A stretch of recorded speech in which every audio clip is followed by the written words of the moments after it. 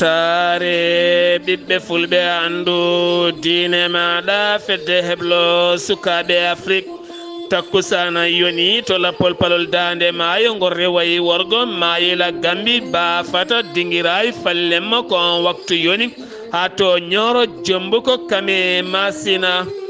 en jiya en gardidi kabruji men jeyidi yanke papa ale ñang gardiɗo dakar mate tawiteɗo hande o cuuɗi safara hollitama koko tampino fewi kono ha saaha mo gonɗen koko jokki gueddere muɗuma to leydi Mauritanie laamu leydi ndi ƴetti peeje mawɗe gam faddade raaɓo ñaw coronavirus ɗum ko caggal batu hakkude hoorejo jagoɗo leydi ndi kami jagoɗo cellal ɓalli kami toppitiɓe on fannu kala moni naata leydi Mauritanie ko ma ɓandu muma ƴeewe to leydi Mali région mo kulikoro hanki kikiɗe heeɓi jangu musgo no fewi ko famɗi ko kala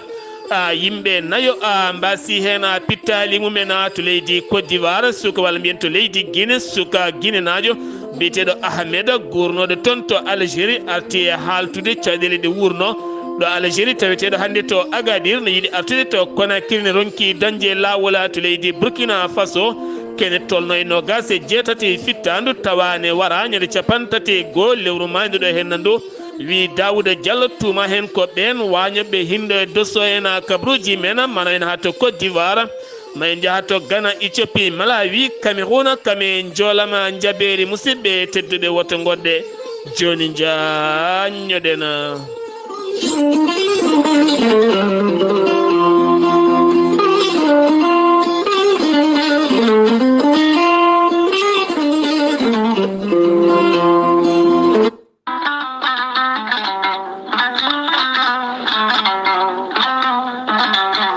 cabune laaɓal socca ɓandu maɗa ha jiitoɗa hen hoore maɗa ene wonde gommage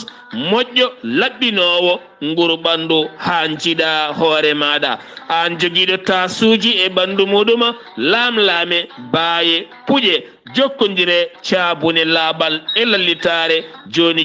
jiitoɗa hen hoore maɗa cabune laaɓal e lallitare ne wonde gommage kono kadi ɓe jogui jumri weldi kewdi cellal moƴƴude suka e mawɗo e debbo cowiɗo kala cabune laaɓal lallitare are men adde men ko jama deppo mabɓe mawɗo o noon tawete koto guuriki Samba Dioma ene tawi juuɗe Sokhna Kadiasi sa yiiɗi hen jokkodirta koye oɗona kono noon rewɓe émergent dande maayo e gardugol Sokhna Habi Saar hakkude nawele e demmankani ɓe mbeeɗi juuɗe mabɓe faade cabune laaɓale lallitare mo deppo mum mawɗo hande o tawete to guuriki Samba Diom e juuɗe Sokhna Kadiasi sa yiiɗi hebde cabune lallitare laaɓala woto woɗɗu joni min dokkirma ɗen tongoɗe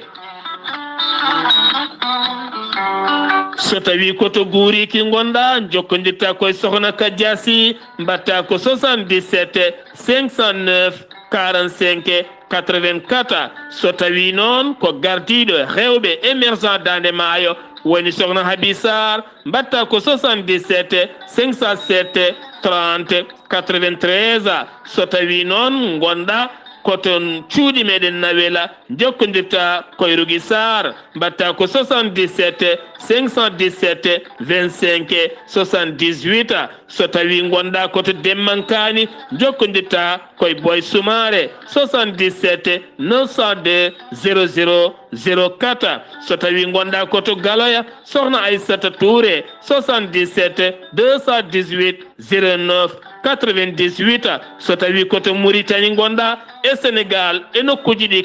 kala hen ɗo gonɗa sa jokkodireɗo hen tongoɗe maɓe kalane to tawata cabune lallitare laaɓal ne wonde gommage kamen jumri kala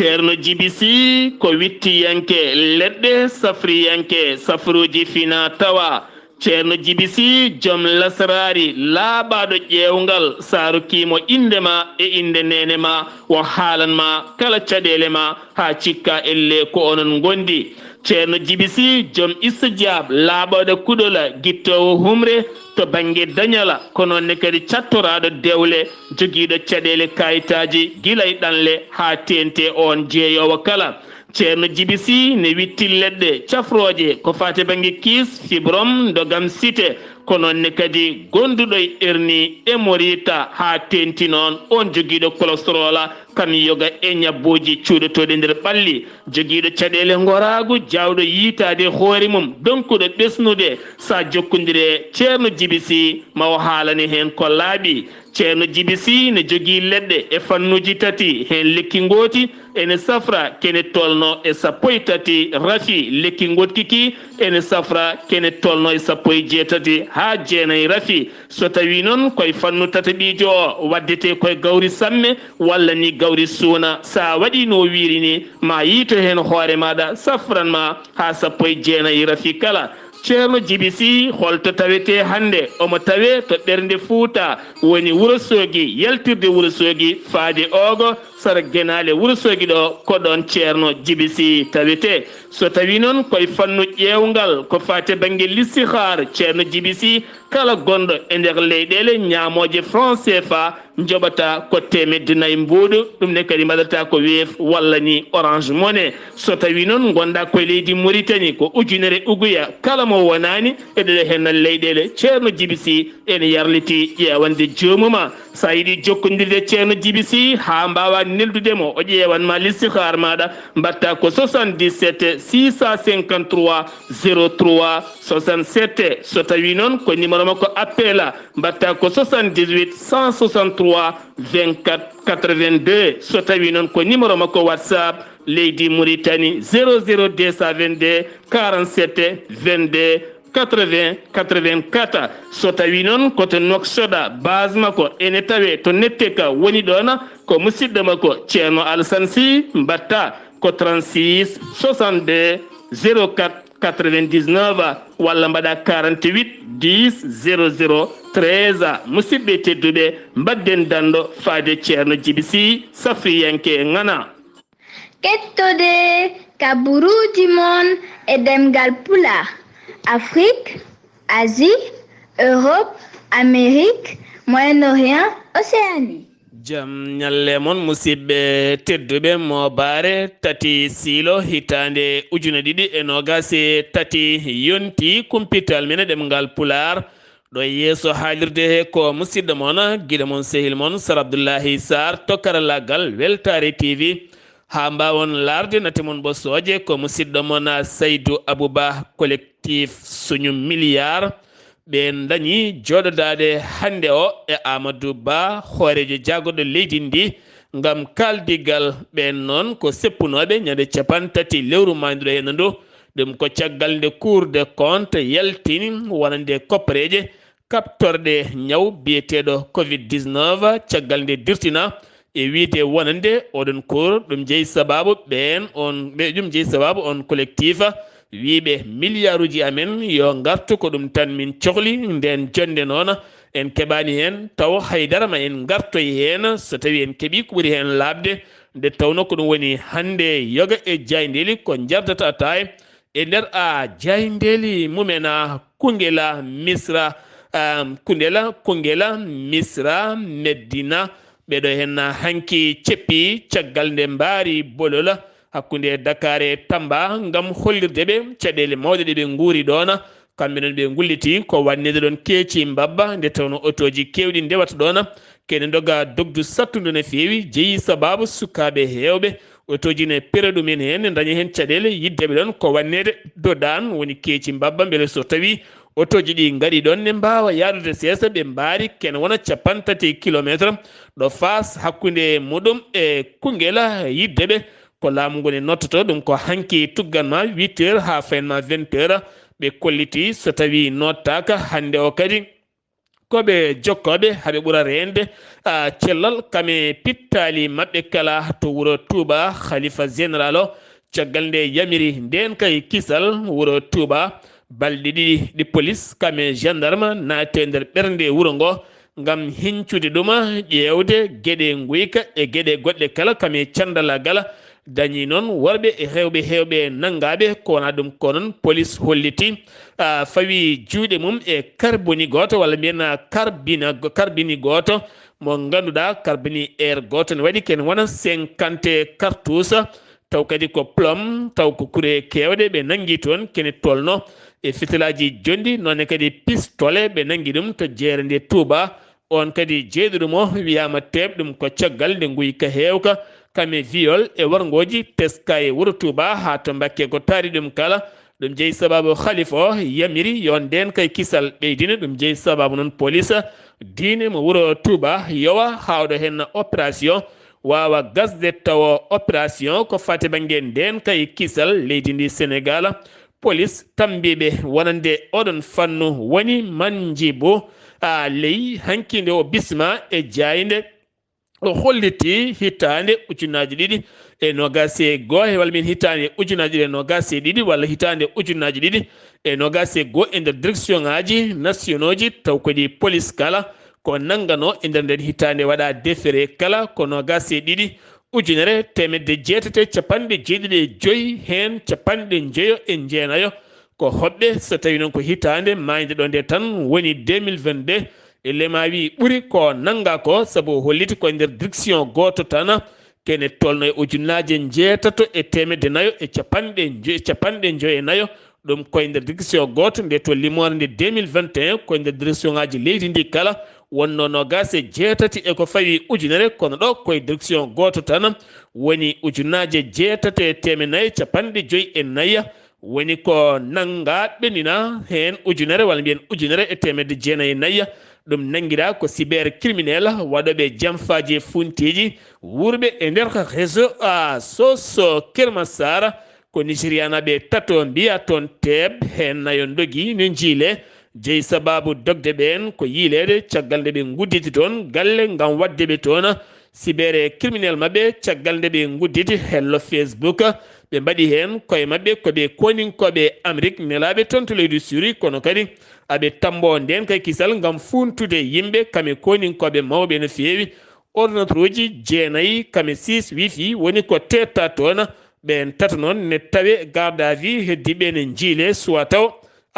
yitede dumbirdu ndu Kaolaka gila tan nogas e jeeɗiɗi lewru mayduɗo hen ndo yogay dumbaɓe taweteɓe toon kollitino natani gueddere ñamata jarata gam wullitade e waytade gila tan ɓe dumba toon ha hande ñawore mabɓe ala kala ko feeñi hen ɓe ganda no foti duuɓi ɓe lelto ɓe ganda ñawore mabɓe no yaari ɓe noddi ko yoɓe ñaawe gartaten koye jaydiyanke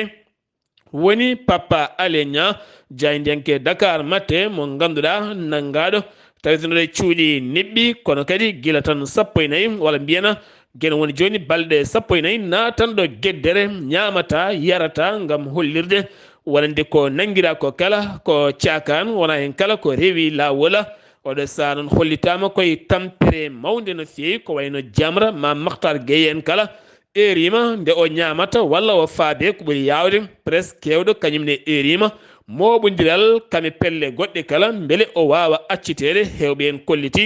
oɗo saaha ko ɗehiɗo e ƴiye makko kala birɗe jalti kanko kala o gasi ha o laaɓi caggal oɗo saaha o tawete koye hôpital kono haɗo ɗo gonɗen o jaɓani docteur makko waɗay makko perfusion beele o wawa dañde wonande sembe seeɗa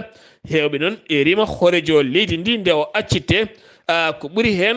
yawandemo woto o wasde fittanu makko e nder ɗiɗo henna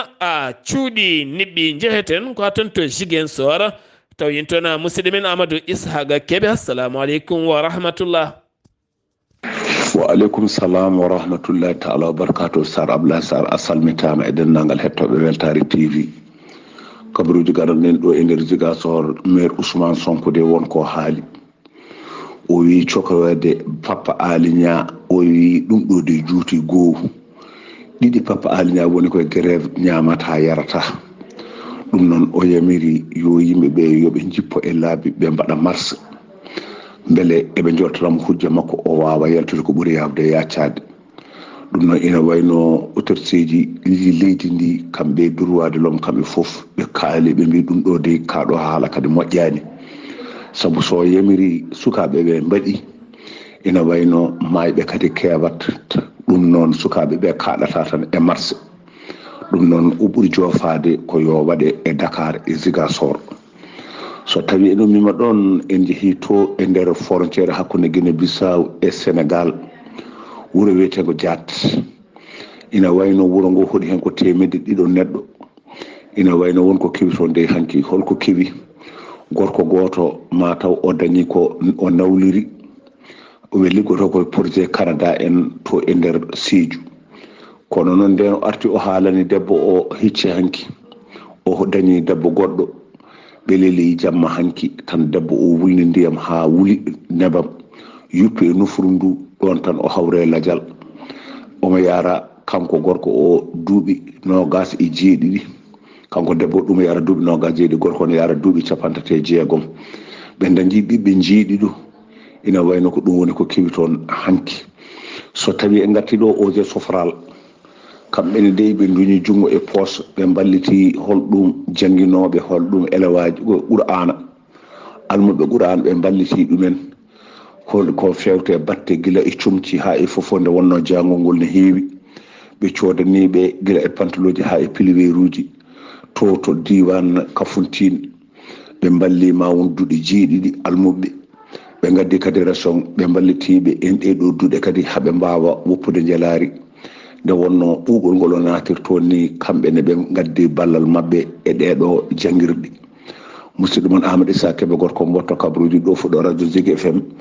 jokkodirde e Sar Abdoulaye Saar yallah ko ken walde jam Amadou Isaga Keɓe koto Ziguinchor keddotoɗen étudiaji hanki hewɓe jippima e booli woni en duppi ponoje sara mairie wuro Ziguinchor ɗo gam hollirde mette mabɓe ko fate banggue jobdi nokkuji ko fate banggue jobdi kodorɗe mabɓe beele ɓe jokka ɓe eri hen ko maire a wuro Ziguinchor woni commune Ziguinchor Ousmane Sonko sen giwi to leydi Sénégal koto Mauritanie paaɗena laamu leydi Mauritanie ƴetti peeje mawɗe no feewi gam haɓade walla ni handade oɗo henna mboros coronavirus mo wona koɗo e nder leyɗele ɗe kada mo ganduɗa hande o kadi uure mum koko jontiri toon to leydi Sine caggal nde leyɗele kewɗe kolliti ma guddu demuɗe men woni hen kolliti alay saago testé puɗɗito wonande ɓen iwoɓe toon to Sine leydi Mauritanie noon holliti rentade ɓuuri safrade jagoɗo cellal ɓalli kame hoore jagoɗo leydi ndi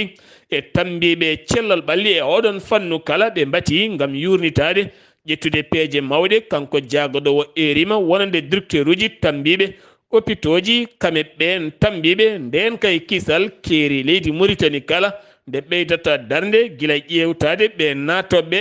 raaɓo e gueɗe ɗe kala gam rentade on boros woto artude nder leydi Mauritanie wonta alaɗo yano artiɗo wonno Mauritanie keddoɗen catal tambingal guura nden kay kisal guura leydi ndi e gardogola Fatimatu Khattari ɓe kolliti hitande yawtundo hen nde catal ngal darima darde fayodinde gam haɓade heege e hadde heege nder leydi Mauritanie ɗum ko caggal nde hoorejo leydi ndi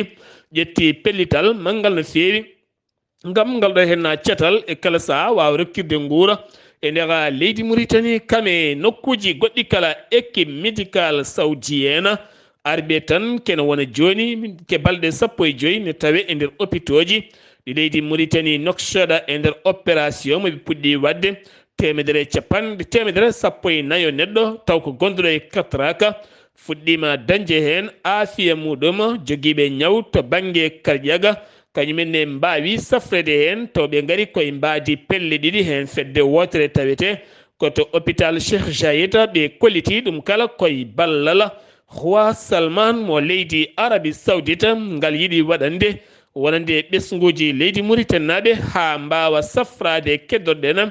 koye fannu safara jagorɗo debbo jagoɗo reweɓe kame sukaɓe e ballal kala woni Safiya Binto Intaha yaltini hanki konngol mum o holliti to banggue catal makko ngal o ardi ɓe mbawi safrude e nder hitande mayde nde tan kene wona 300 joguiɗo caɗele to banggue insuffisance rénale ha jomumen mbawa dañde safara mumen timmuɗo nder leydi ndi taw hay mbuɗa yoɓatta ara tan cafruɗa teni kadi hande ɓenne lutti kadi jokkude safruji mumen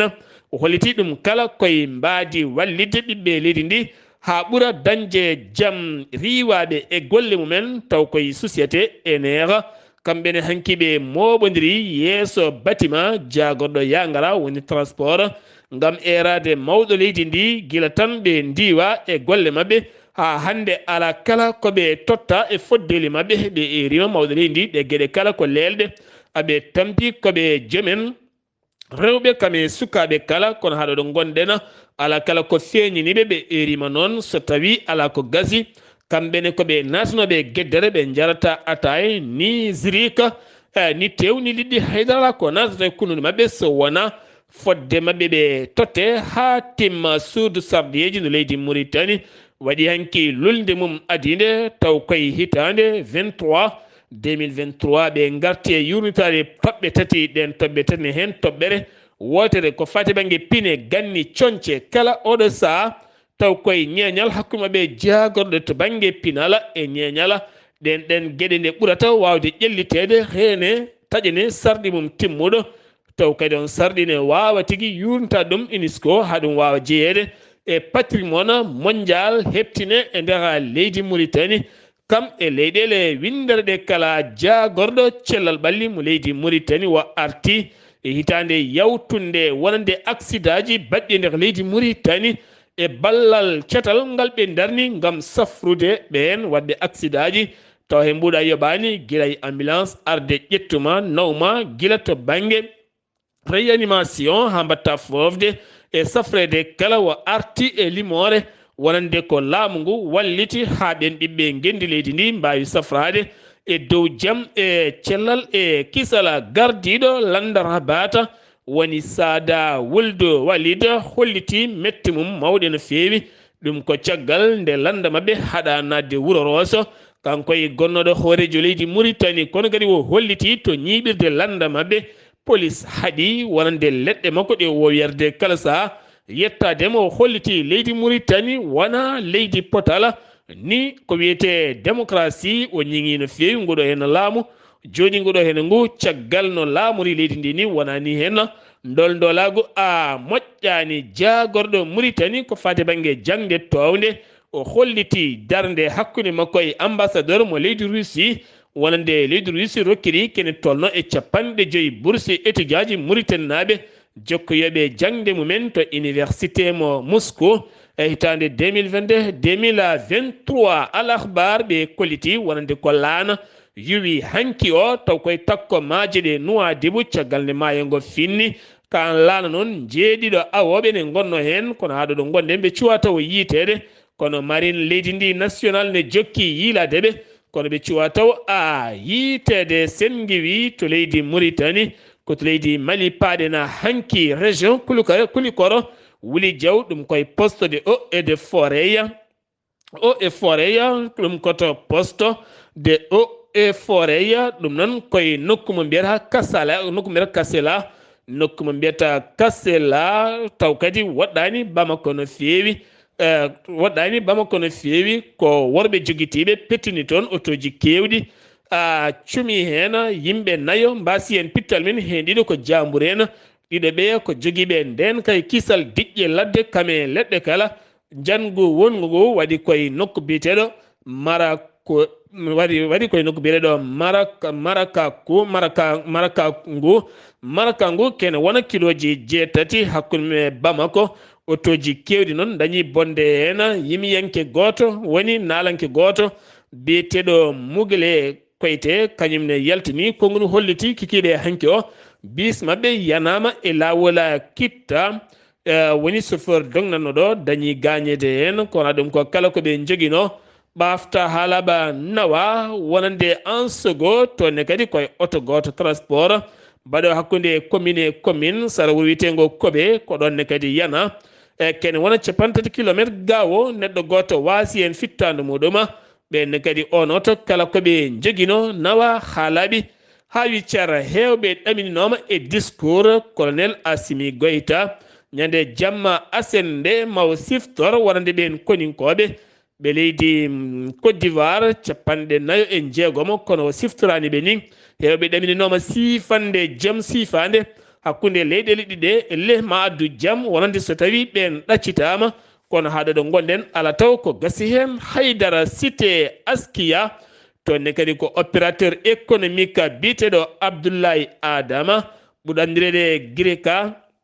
kikiɗe hanki sanga 19h30 ne wonno e oto mum sara bowal laaɗi diwoje ngal gawo waɗɗani ñamirde nde mbiyata walla ñamirde rachida lawala waɗɗani ɗon ko ɗon noon worɓe joguitiɓe yinnoɓe yoɓade fittanu makko hawre wo fabama kanko on gorko joom ngaalu ngol watti lawol tataɓol yiɗɓe yoɓade fittanu makko ne donka yettademo campagne haɓade ñaw biyeteɗo fistule ɗum alata koye rewɓe jibinoɓe taw ko terɗe paɗɗe walla ni ɓen ɓe jontani jibinde daña sekande nder on campagne yuɓɓinama toon to Ansogo gawo ha ganduɗa kene tolno temedde nayo e capanɗe tato e jeetato debbo wawi safrede hen e wiide 11 a grifa holliti ɓe keeɓi cellal mabɓe ɓe dentinama gueɗe kewɗe kene wawa addude ɗum ɓen safraɓe ɗo e duuɓi ɗiɗi joomum wonata cowiɗo haade jontirade ha ñawande mum sella nde tawno koye opéraji ɓe mbaɗa sengue wi to leydi Mali ko to leydi Guinée inde makko ko Ahmed ko suka Guinée najo o wurno ko toon to leydi Algérie guila tan 1 lewru septembre ko nden ɓe nanga to nokku biyeteɗo Adrar ne tawe e nder Algérie ɓe dumba e kaso kene wona balɗe tati ɓe ñamani ɓe jarani caggal noon ɓe nawa nokku biyeteɗo